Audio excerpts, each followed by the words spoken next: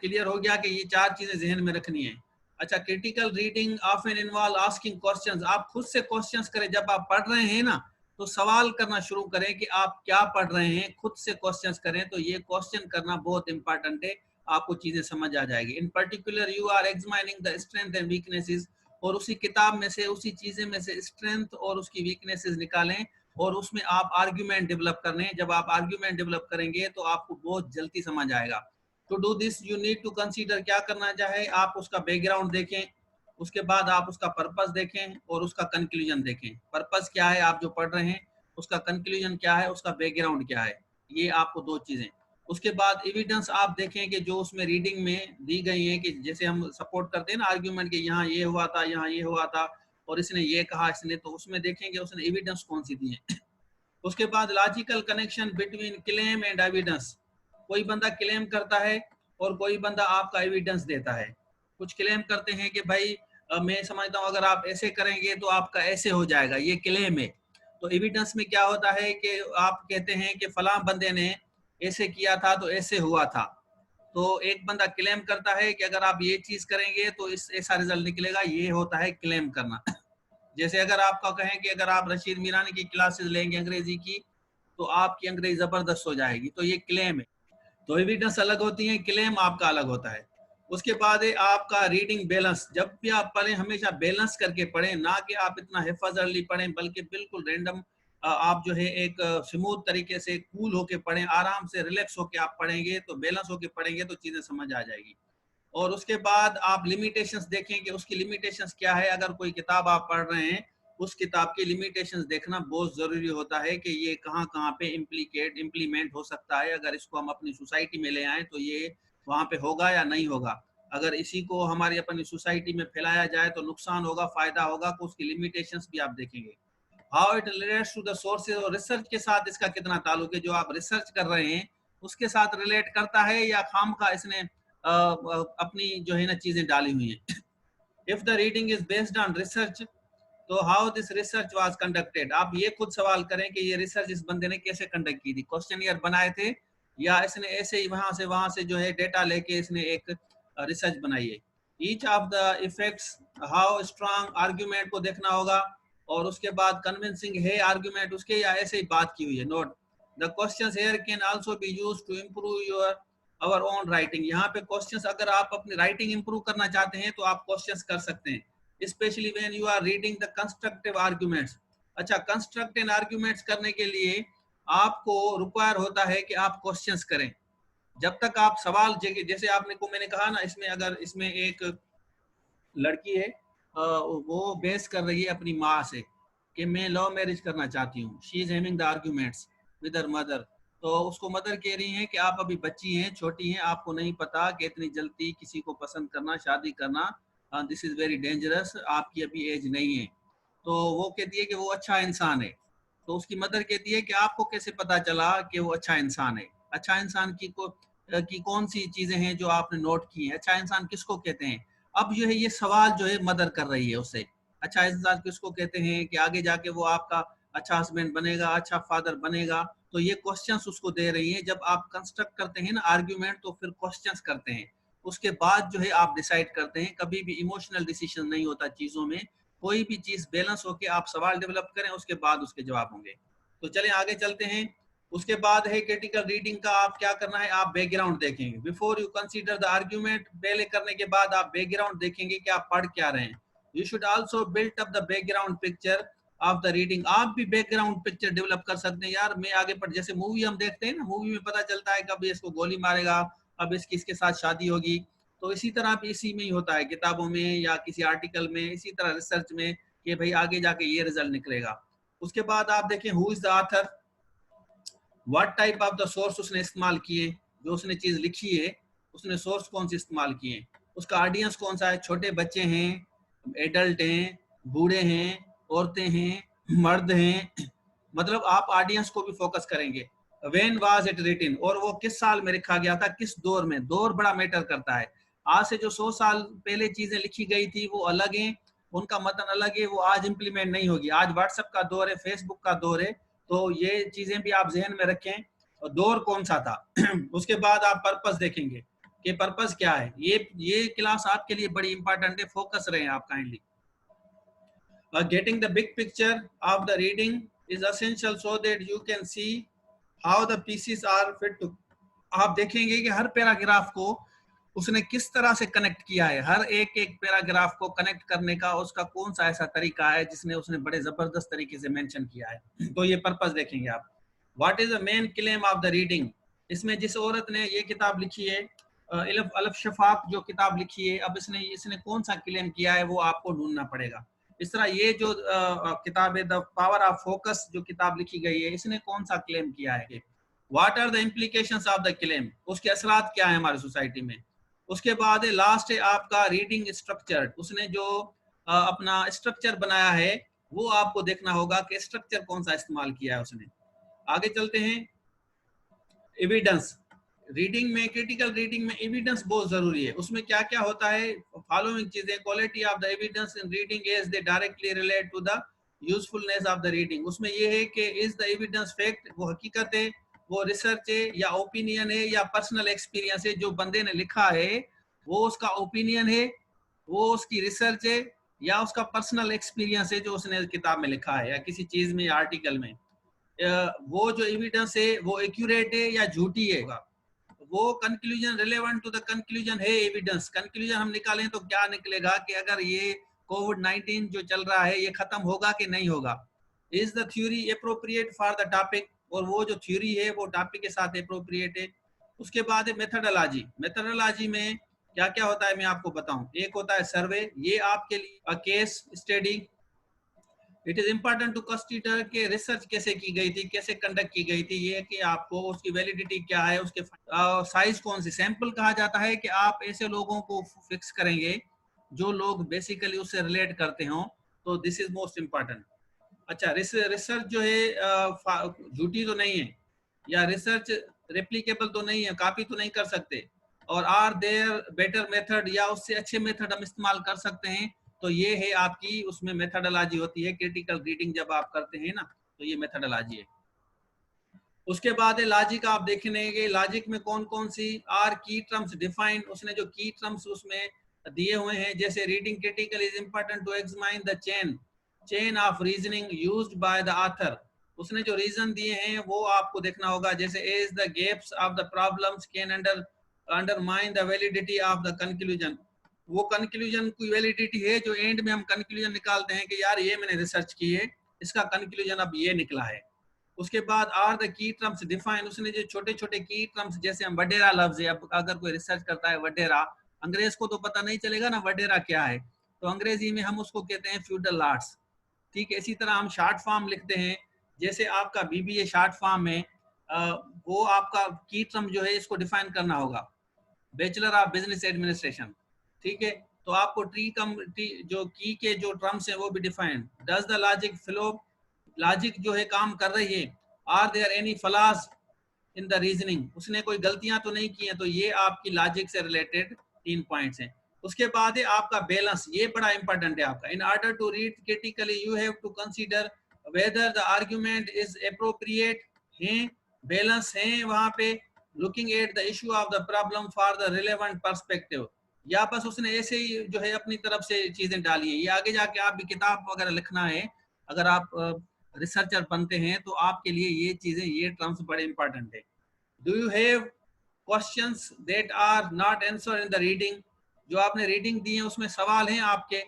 Is the reading Beas, उसने आप जो रीडिंग कर रहे हैं, कोई भी रीडिंग कर रहे हैं वो ब्यास तो नहीं है। जैसे हम कोई चीज रीड करते हैं तो हम कहते हैं नहीं नहीं ऐसे थोड़ी है, ऐसे होता है, इसने तो बकबक लिखी है। तो कुछ लोग जो होते हैं, जैसे रिलीजियस टर्म में हम कहें, जैसे हिंदुज्म में मुख्तलिफ जो उसके सेक्ट हैं, इसी तरह मुसलमानों के मुख्तलिफ टर्म्स हैं। तो हम सुन्नी है, शिया हैं, या बरेवली हैं, देवबंदी हैं, तो वो अपना जो कॉन्सेप्ट है ना वो रख के पढ़ता है रीडिंग को, फिर वो अपनी मीनिंग निकालता है। तो ये कह रहा है कि रीडिंग में ब्यास नहीं होना चाहिए, रीडिंग में आप इम्पार्शल हो, जस्टिफाइड आपका होना चाहिए कि आपने जो चीज पढ़ी आप उसी तरह बताएंगे, ना कि आप अपनी तरफ से जो चीजें हैं डालेंगे। What other perspective are there in the issue? Issue में दूसरे पर्सपेक्टिव कौन से हैं? Did the reading present a counter arguments? उसमें कोई काउंटर आर्ग्यूमेंट्स हैं तो वो भी आप नोट करें। आगे चलते हैं, उसकी लिमिटेशंस क्या हैं।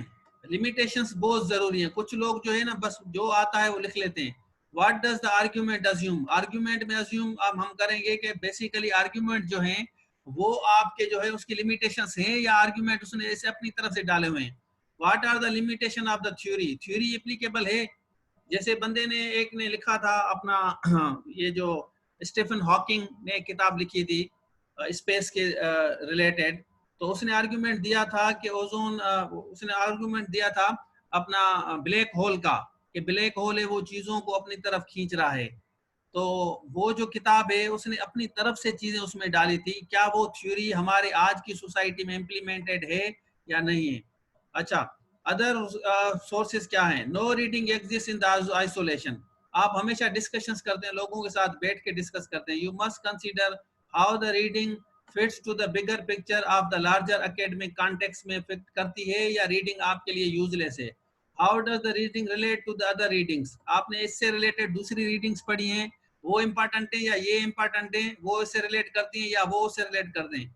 Are there competent theories with better explanation, अगर और कुछ आपको है तो वो भी आप जहन में रखें कि आपने ये चीज पढ़ी थी।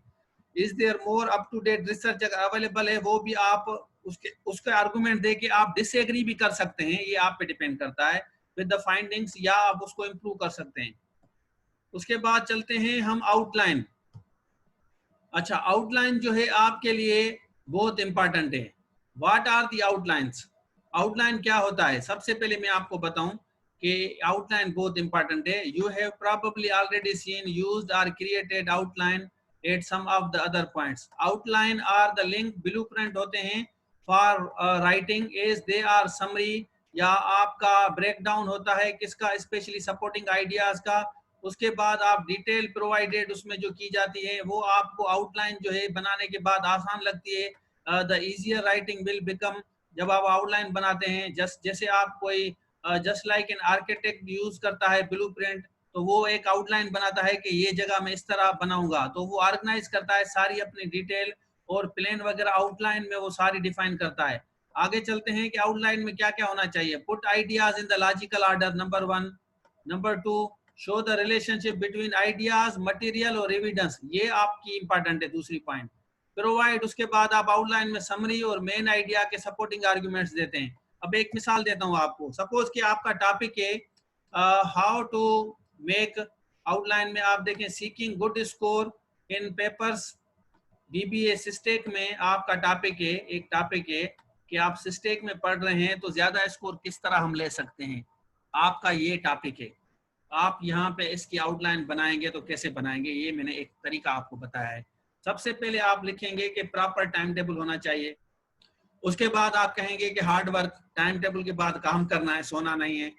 उसके बाद आप गुड सर्किल ऑफ फ्रेंड्स आपके अच्छे होने चाहिए जिसके साथ आप डिस्कस करें। देखें फिर आपका ग्रुप डिस्कशंस जो है ये आपका इम्पोर्टेंट है। ग्रुप डिस्कशन जो है इसमें आपको चीजें आसानी से समझ आती हैं। अगर आपका ग्रुप डिस्कशन नहीं होगा तो you will not be able to understand. आप कोई भी चीज पढ़ते हैं तो वो ग्रुप में आपको डिस्कस करना होगा।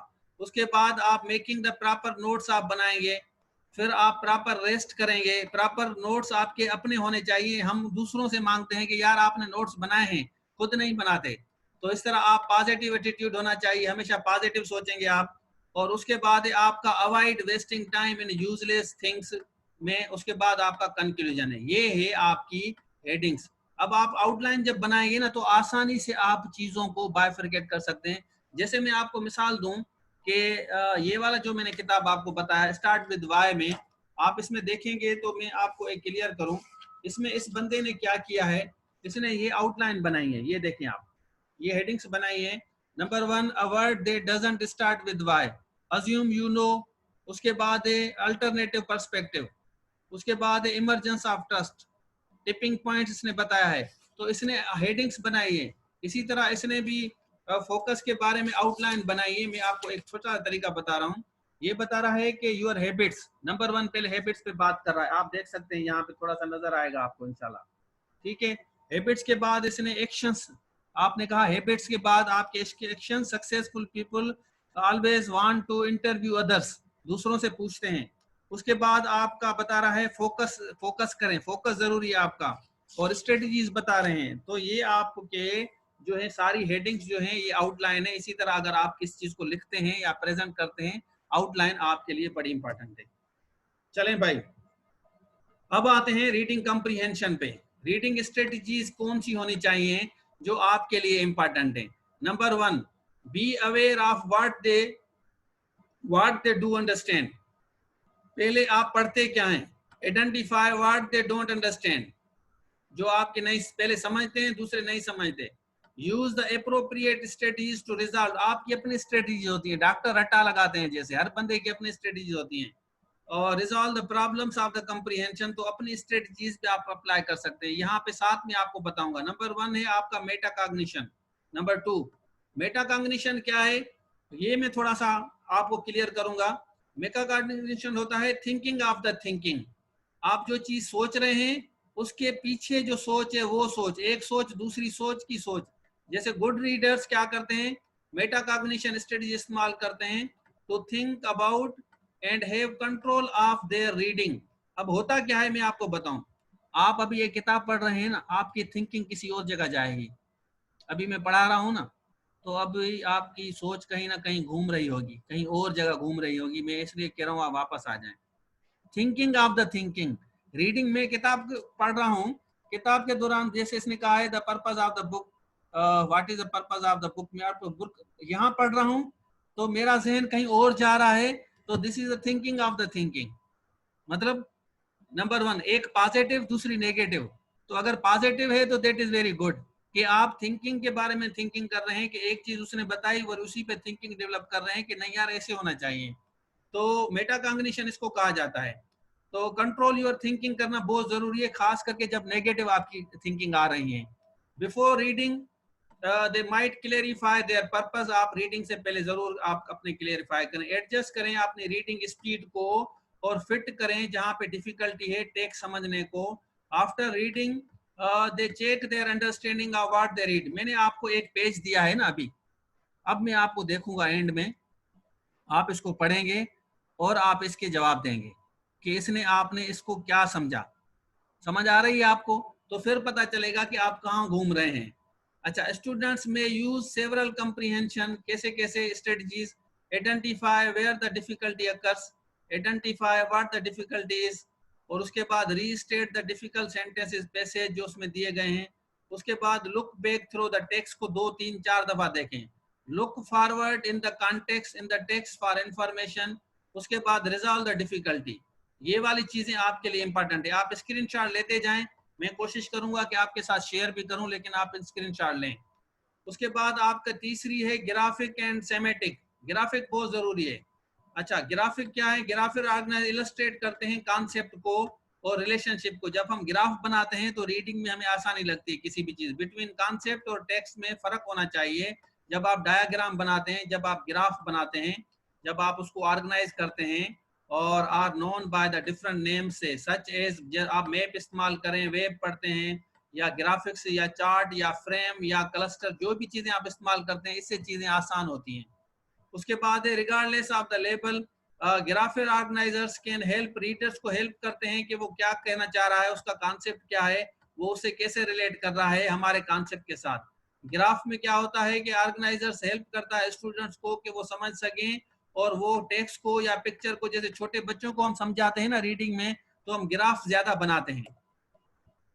चौथा है आपका आंसरिंग द क्वेश्चंस। अब आंसरिंग द क्वेश्चंस में आप सबसे पहले आप ये करेंगे, there are 4 different types of the questions found in the right in the text that ask the students, find one of the right answer. Think करना होगा आपको और सर्च करना होगा कि क्वेश्चंस का जवाब क्या होना चाहिए, ये आपका काम है। फिर आपने आथर और आप खुद को वहां पे एक दूसरे को मिलाएं, आथर को और खुद को एक दूसरे से मिलाएं। Question require student to use what they already know, जो आपने ऑलरेडी पढ़ा हुआ है और जो आथर बता रहा है कि उनका आपस में रिलेशनशिप क्या है, ठीक है, with what they have learned from their reading, और ऑलरेडी वो क्या जानते हैं, हमें काफी चीजें ऑलरेडी पता होती हैं। Student must understand the text and relate करें अपनी प्रेयर नॉलेज से, ये बहुत इंपॉर्टेंट होता है कि आपको प्रेयर नॉलेज होती है तो चीजें आसान हो जाती हैं। उसके बाद on your own questions are answered based on the students prior जो है उनकी जो नॉलेज होती है, हम अपनी प्रेयर नॉलेज और एक्सपीरियंस देख के सवाल का जवाब देते हैं।